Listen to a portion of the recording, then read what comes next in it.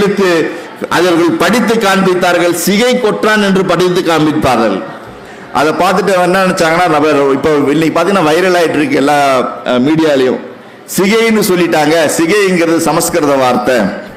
சிகைங்கிறது சமஸ்கிருத வார்த்தை. சிகை என்பது சமஸ்கிருத வார்த்தையாக இருப்பதற்காக எந்த ஒரு நிகழ்வும் இருக்கிறதா என்பது எனக்கு தெரியவில்லை. ஏனென்றால் சமஸ்கிருதம் என்ற ஒரு மொழி உருவாக்கப்பட்ட மொழி. அது யாருக்குமே தாய்மொழியா இருக்காது. தாய்மொழியா சமஸ்கிருதம் இருக்காது. ஏனென்றால் ஒரு பெண் பேச முடியாத ஒரு மொழி நிச்சயமாக தாய்மொழியாக இருப்பதற்கு சாத்தியமே கிடையாது. ஏனென்றால் ஒரு மொழி என்பது பெண்ணிடமிருந்து தான் தோன்றும். பெண்ணிடமிருந்து தோன்றும் மொழி மட்டும்தான் ஆணுக்கும் போகும் பெண்ணுக்கும் சமமாக போகுமே தவிர, சமஸ்கிருதம் என்ற ஒரு மொழி மதச்சடங்கு மொழி. ஒரு கடவுளை போற்றுவதற்காக ஏற்றப்பட்ட தொகுக்கப்பட்ட ஒரு மொழி. அந்த மொழி ஆணுக்கும் மட்டும்தான் பயன்படுமே தவிர ஆணுக்கும் பெண்ணுக்குமோ ஆணுக்குமோ பயன்படாத ஒரு மொழி அது தாய்மொழியாக இருப்ப வாய்ப்பே கிடையாது. அந்த மொழி உருவாக்கப்பட்ட மொழி என்றுதான் சொல்றாங்க. சமஸ்கிருதம் என்றாலே ஒரு உருவாக்கப்பட்ட மொழி. பல மொழிகளின் கலவையை எடுத்துக்கொண்டு உருவாகிய ஒரு மொழி. நிச்சயமாக நம் தமிழ் மொழியில் உள்ள சொற்களை எடுத்துக்கொண்டு அந்த சமஸ்கிருத மொழியாக இன்று திகழ்ந்து கொண்டிருக்கலாம். அந்த மொழியை சொல்லி சிகை என்று சொல்வது சமஸ்கிருதம் என்று சொன்னால் தவறாக இருக்கும். ஏனென்றால் நம்முடைய தமிழ் மொழியாளர்கள் அதை பற்றி ஆய்வு செய்ய வேண்டும். சிகை என்பது தமிழ் மொழியா என்பதை நாம் ஆய்வு செய்ய வேண்டும். நிச்சயம் அது தமிழ் மொழி என்பதுதான் நமக்கு உறுதியாக நமக்கு கிடைக்கும் விடையாக இருக்குமே தவிர, அந்த ஆய்வுகளை நாம் செய்ய தொடங்கினால் நம்முடைய தமிழின் பெருமை இந்த உலகத்தில் நிச்சயமாக நாம் எடுத்து கொண்டு செல்வதற்கு மிகவும் உதவியாக இருக்கும் என்று நான் இங்கே தெரிவித்துக் கொள்கிறேன். நிச்சயமுங்க. ஆக்சுவலி பாத்தீங்கன்னா இது நாள் வரை நம்ம சொல்லிட்டு இருந்தோம் இலக்கியத்தின் அடிப்படையில நம்ம சொல்லிட்டு இருக்கோம்.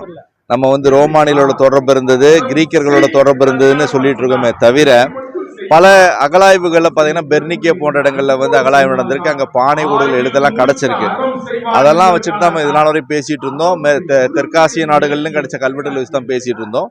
ஆனா இப்ப ரீசெண்டா நடந்த கல்வெட்டு கருத்தரங்கில் 2 வெளிநாட்டு அறிஞர்கள் மிகச்சிறந்த ஒரு தகவலை நமக்கு சொல்லியிருக்காங்க. அதுவும் குறிப்பா பாத்தீங்கன்னா எகிப்தியர்களுடைய கல்லறைகளில், பிரமிடு கல்லறைகளில் பாத்தீங்கன்னா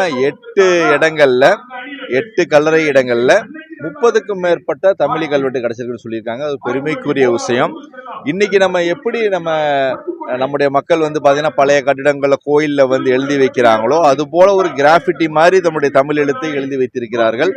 குறிப்பாக நம்முடைய தமிழ் மக்கள், பழந்தமிழ் மக்கள் அந்த பகுதிக்கு சென்றிருக்கணும். சென்றதின் காரணமாகத்தான் அந்த எழுத்துக்களை அங்கு பொறித்திருக்க வேண்டும்.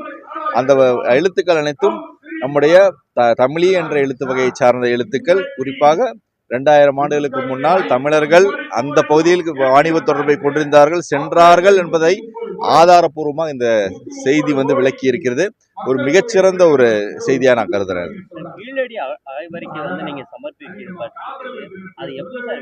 அது நான் என்னுடைய பணியை நான் முடிச்சு கொடுத்துட்டேங்க. வெளியிடுறது நம்புறேன், சீக்கிரம் வெளியிடுவாங்கன்னு. வெளியிட்டால் இது ஆய்வுலகத்திற்கு மிக பயனுள்ளதா இருக்கும். அது நிச்சயம். திருத்தங்கள்லாம் பண்ண முடியாதுன்னு தான் சொல்லி கொடுத்துருக்கேன் நான். இதை என்ன நீங்க சொன்னாலும் திருத்தங்கள் பண்ண முடியாது. அகலாய்வில் கண்டுபிடிக்கப்பட்ட கருத்துக்களை அந்த அறிக்கை சுமந்து கொண்டிருக்கிறது. அதில் எந்த திருத்தமும் செய்ய முடியாது. அதில் முதலில் வெளியிட்டால் அந்த ஆய்வறிக்கை பல ஆய்வுகளுக்கு உதவியா இருக்கும். நிச்சயமா இல்லைங்க. இனிமேதான் தமிழக தொல்லியல் துறை சிறப்பா பல ஆய்வுகள் நடத்திட்டு இருக்காங்க. இதன் மூலம் பல தகவல்கள் நமக்கு கிடைத்துக் கொண்டிருக்கிறது. இந்த தகவலை வைத்து நாம் தமிழ்நாட்டின் வரலாற்றை மீட்டெடுக்க உதவியா இருக்கும். குறிப்பா கீழடி தவறுக்கு ஆதிச்சநல்லூர் போன்ற அகழ்வாராய்ச்சிகள்லாம் இப்ப பேசப்படும் பொருளாகி மக்கள் ஆமாங்க. ஏன்னா இது நாள் வரை நம்ம தொல்லியலுங்கிறது தெரியாம இருந்தது. ஆனால் கீழடிக்கு பின்னால் பல அகலாய்வுகள் தமிழ்நாடு நடந்து கொண்டிருக்கிறது. இதன் விளைவாக தமிழர்களின் பெருமை வெளிவந்து கொண்டிருக்கிறது. இதன் மூலம் நம்முடைய வரலாற்றை நம்ம மீட்டெடுப்பதற்கு ஒரு வழிவகுக்கிறோம். தமிழக முதல்வர் இன்று கீழடியில திறந்தவெளி அருங்காட்சியகம் திறந்திருக்காங்க. அது மிக சிறப்பான ஒரு நிகழ்வு. நாங்கள் தோண்டிய ஒரு பகுதியை இப்ப காட்சிப்படுத்தியிருக்காங்க.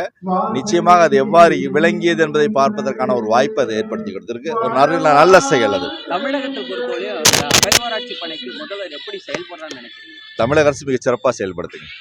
நன்றி. சார், இப்ப நம்ம கீழடி முன்னாடி பட்டை அதிகமான இல்லைங்க, பற்றை எல்லாமே இந்த தமிழகத்தில் உள்ள அனைத்து இடங்களும் அனைத்து சிறப்பான இடங்கள். ஏன்னா உங்க அத்திரம்பாக்கத்திலேருந்து ஒரு அத்திரம்பாக்கம் முக்கியமான இடம், அதே போல் குடியம் முக்கியமான இடம், பற்றை பெறும்போதும் ஒரு முக்கியமான இடம். அதுவும் செய்யணும். முழுமையாக செய்யும் பொழுது பல தகவல் கிடைக்கும். அதை வச்சு நம்ம அதை கட்டமைக்கலாம். நிச்சயமா செய்வாங்க, நம்பிக்கை செய்வாங்க நிச்சயமா.